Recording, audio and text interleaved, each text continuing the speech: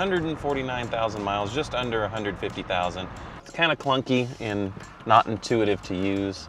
You can raise the height of the vehicle a couple inches there if you're on rougher roads or need to clear an obstacle. This was also the first car to come with kind of like an onboard computer.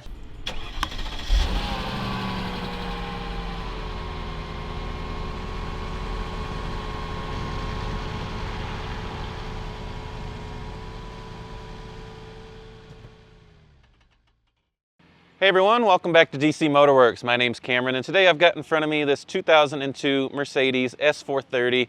This is the W220 Generation S-Class, and this is the chassis and actually the actual car that started the love of the brand for me. So let's take today and check this out and see what it's like 22 years later.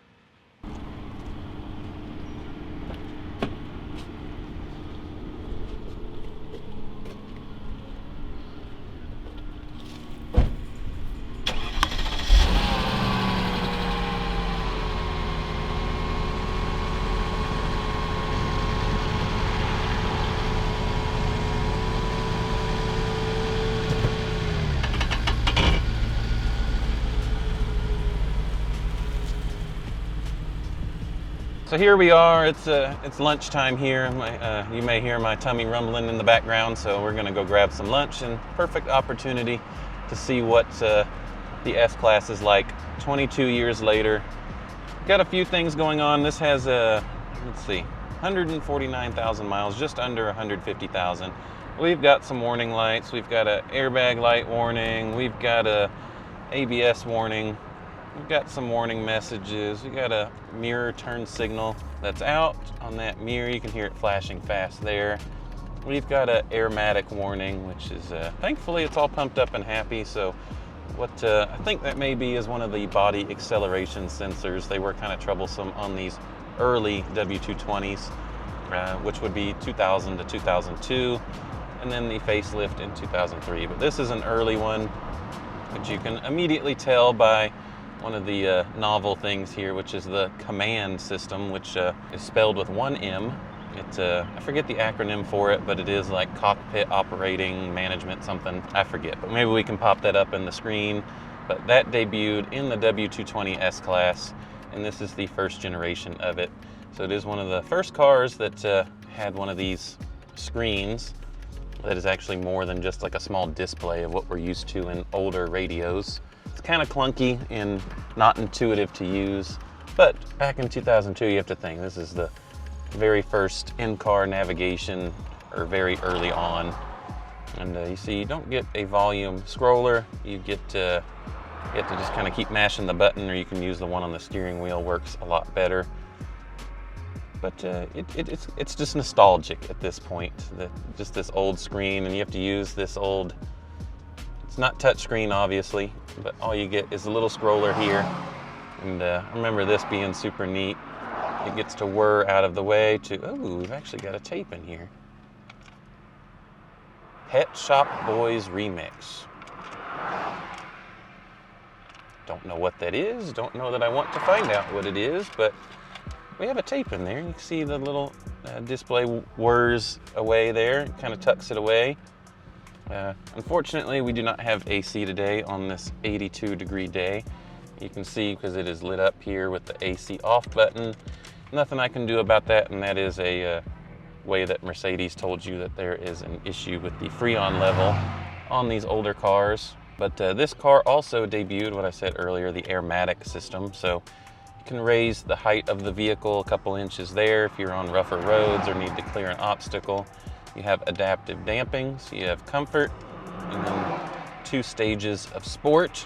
If you want a sporty ride out of your S-Class, and it actually does stiffen up nicely. Then you have your Tiptronic automatic 5-speed transmission, so you can change your gear ranges there. And also 2 different drive modes. You have winter and standard. So winter will start you in 2nd gear. And it also has 2 separate reverse gears depending on which drive mode you're in, which the 2nd reverse gear is very low and requires a lot of throttle input to get moving. But if you're in the snowy winters of Germany, it is quite helpful, I'm sure, with just 2-wheel drive. But the W220 also started the Airmatic. It was the first S-Class sedan to be offered with all-wheel drive. So that was a neat little feature. This was just after the 140 generation, the 220 was a technological step forward. Got a lot of new technology. The adaptive cruise control debuted in the W220. Also pre-safe, which was a system that in the event of an accident, like if you had your windows open or a couple other things, if it sensed an accident, it would roll up the windows, it would tighten your seat belts to hold you in place, and do a few other things just to help prevent,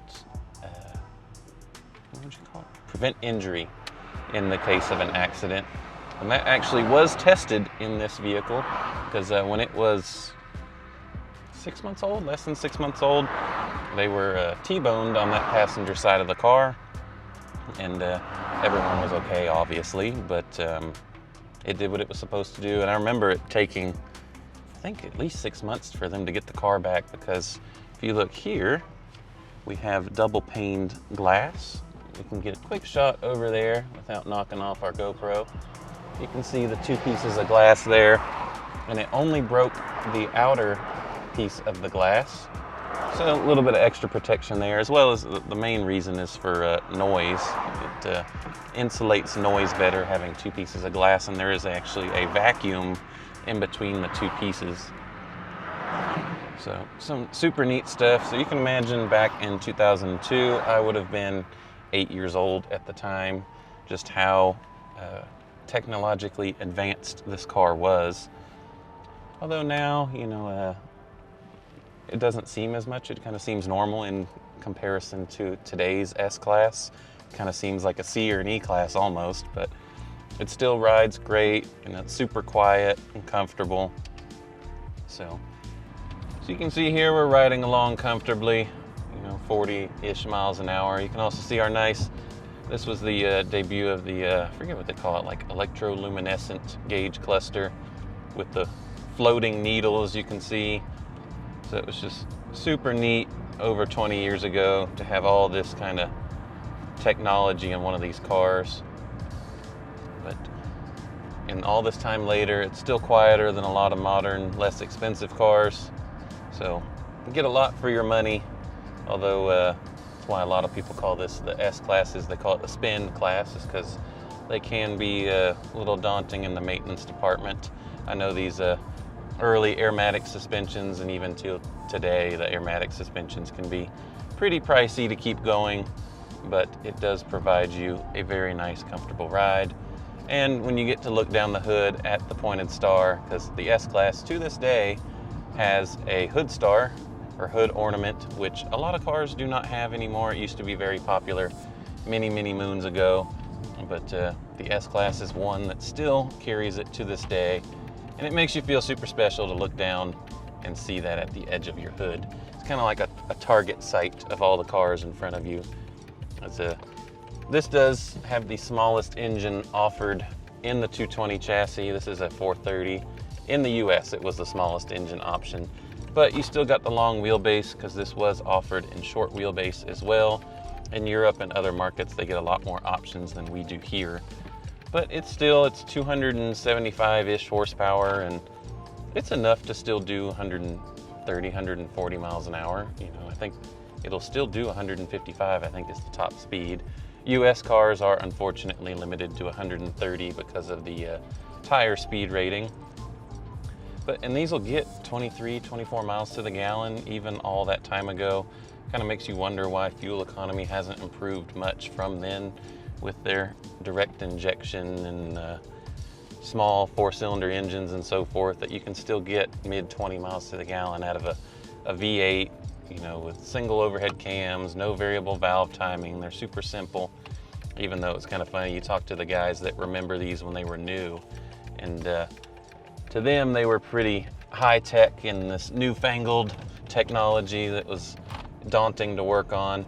But now these are some of our favorite to work on because they are so simple, and these powertrains are pretty much bulletproof. As you've heard us talk about time and time again, this is the M113 engine that pretty much will take any abuse you throw at it, as well as the 722.6 5-speed transmission. They're just a great combination of comfort, torquey, power. You know, it just moves itself along nicely. And that's what got a lot of people into the brand, is this era of car that just are great to live with. Well, so we recovered the air conditioning, the Freon, and it only had a couple tenths of a pound in there. So we've got it topped off now, and we've got air conditioning. So I put a little dye in there to see if we develop a leak from somewhere, which is very possible, considering there wasn't anything in it.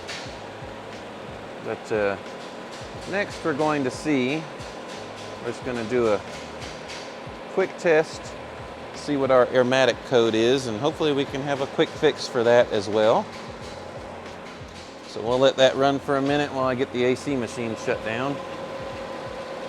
You see the engine does run a little lumpy. It could definitely use a tune-up and some engine mounts. But hey, at least on these 86 degree Georgia days, we can have some cold air, because when we went to get lunch today, it was pretty miserable. Now we've got cold air. All right, so we just finished up. We've got a list of codes here. Oil level sensor, a right front speed sensor. So pretty typical. Have an ABS light. It said it needs a wheel speed sensor. Some interesting stuff here. I am going to print this. Print all. So what we're going to do, since all these codes are here, is just erase them all and start fresh. Because a lot of times, a lot of that stuff is just fluff that you don't need. So we got a few things to look at. I had a complaint like that wheel speed sensor I told you about, and then it says the adaptive damping in this right front strut has an open circuit. So maybe we'll get lucky and it's just unplugged, but I'm gonna have to get it up on a lift to check that out. So that will be a job for some editing for another day. Maybe I'll get lucky and I can peek and see something. Let's see. Might have gotten lucky. Didn't seem like it was quite plugged in all the way.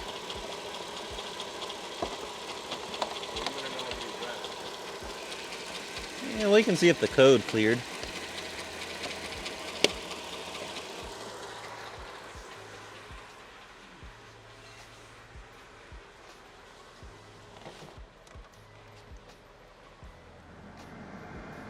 Let's see if I can get that to erase.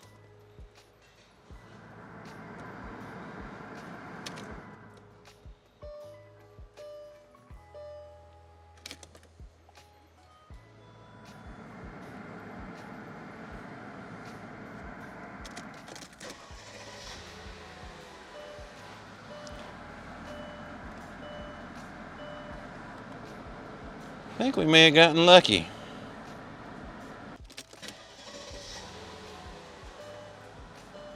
Still don't like that one.